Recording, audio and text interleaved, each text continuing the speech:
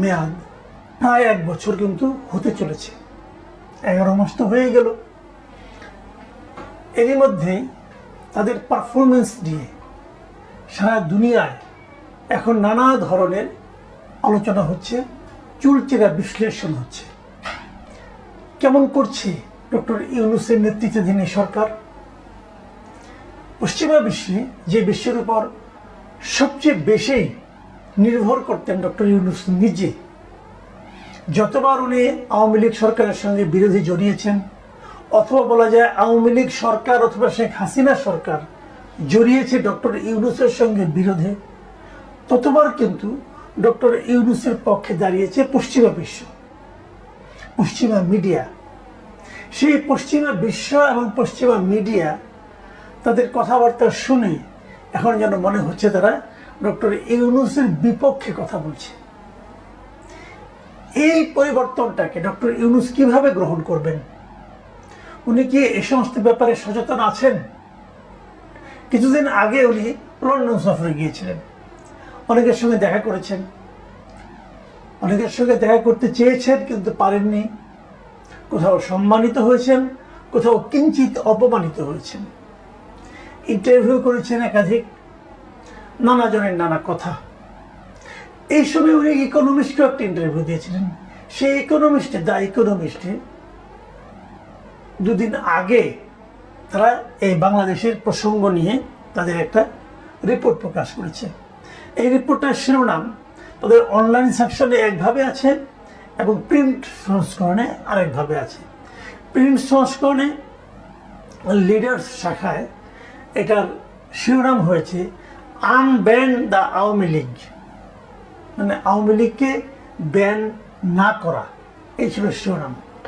আর এটাই যখন অনলাইনে প্রচারিত হয়েছে সেখানে লেখা হয়েছে banning the opposition is no way to revive Bangladesh democracy, মানে বাংলাদেশের যে গণতন্ত্র সেটাকে ফিরিয়ে আনার ক্ষেত্রে বিরোধী দলকে ব্যান করা কোনো পথ হতে পারে না। বুঝতে পারছেন, ডক্টর ইউনূস এ সময় রাজনৈতিক অঙ্গনে সবচেয়ে বড় যে স্টেপটা নিয়েছেন সেটা নিয়েই উনি সবচেয়ে বেশি বেকায়দায় পড়ে গেছেন। উনি আওয়ামী লীগকে ব্যান করে ঠিক করেননি। হতে বলবেন আওয়ামী লীগকে তো ব্যান করা হয়নি। হ্যাঁ, ব্যান করা হয়নি, কিন্তু আওয়ামী লীগের কর্মকাণ্ডকে, রাজনৈতিক কর্মকাণ্ডকে নিষিদ্ধ ঘোষণা করা হয়েছে যতদিন পর্যন্ত না বিচার হয়। তো বিচার তো আর কালকে হচ্ছে না। এই বিচার হতে যদি 5 বছর লাগে, তো 5 বছর আওয়ামী লীগ কোনো রাজনৈতিক কর্মকাণ্ড করতে পারবে না।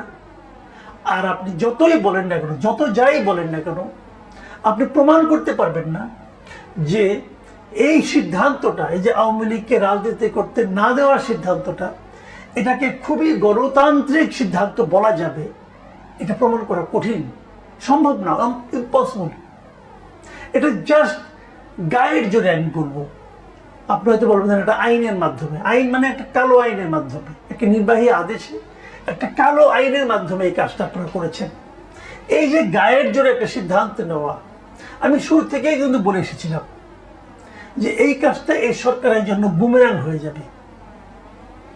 তখন বিএনপি একটা খুব অদ্ভুত ভূমিকা পালন করেছে। বিএনপি মুখোমুখি বলেছে তারা কোনো দলের নিষিদ্ধ চায় না। যখন এই ঘটনাটা ঘটেছে, যখন সরকার একটা সিদ্ধান্ত নিয়েছে, তখন তারা কিন্তু কোনো প্রতিবাদও করেনি।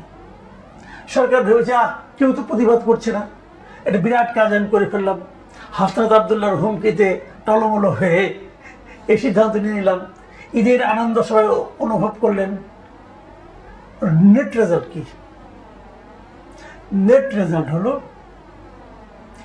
বিদেশের মাটিতে অথবা বিদেশি মিডিয়াগুলোর কাছে এই সরকারের এই কর্মকাণ্ডকে তারা প্রশ্নের মুখে তুলে দিল এবং বিদেশি মিডিয়াগুলো এটা সমালোচনা করলো এবং তারা বলেছে এই কাজটা তারা ঠিক করেনি।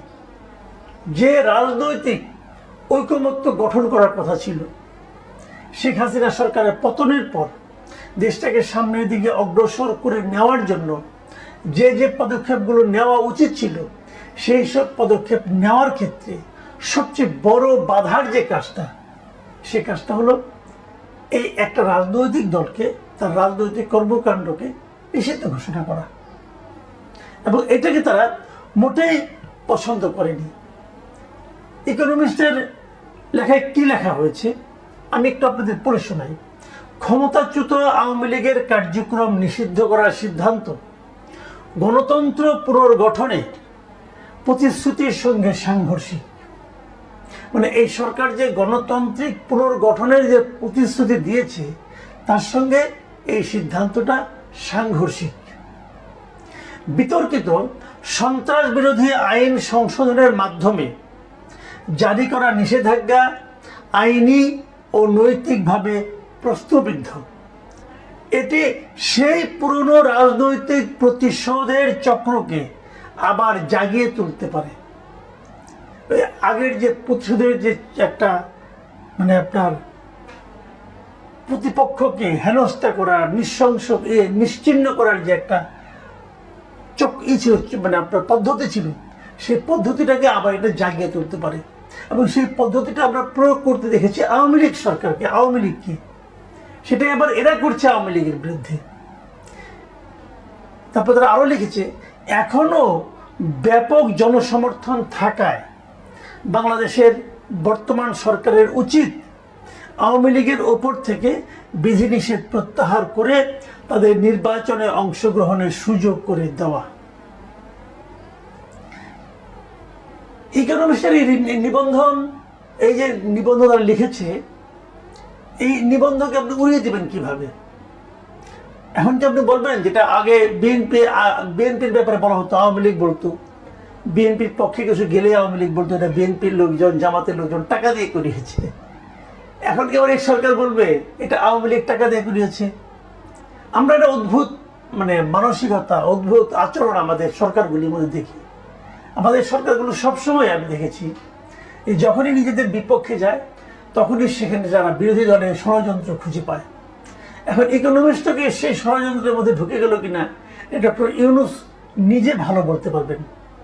তবে ইউনূস সাহেবের গ্রহণযোগ্যতা পশ্চিমা বিশ্বে যে একটা বড় ধরনের ঝাঁকুনির মুখে পড়েছে এতে আমার কোনো সন্দেহ নেই। দেখুন, এটাতে পুরো এই ইউনূস সাহেবের 11 মাসের যে কর্মকাণ্ড তার বিশ্লেষণ করা হয়েছে।